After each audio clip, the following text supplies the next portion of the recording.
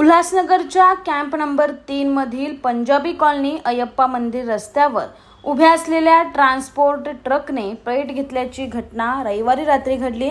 या आगीत ट्रकमधील माल जळून खाक झालाय, तर इमारतीच्या बाल्कनीमध्ये आगीच्या झळा पोहोचल्यानं मोठं नुकसान झालंय। या रस्त्यावर मोठ्या प्रमाणात अनधिकृत ट्रान्सपोर्ट ट्रक माल वाहतूक करतात। रविवारी संध्याकाळी एक ट्रक ओव्हरलोड भरला जात होता।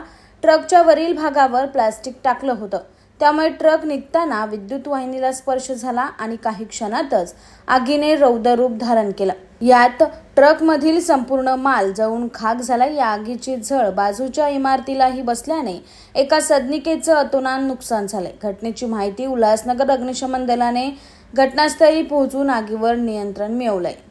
घटनेची माहिती मिळताच उल्हासनगर अग्निशमन दल घटनास्थळी पोहोचून आगीवर नियंत्रण मिळवलंय। Bureau report, AB fast news, Ulhasnagar.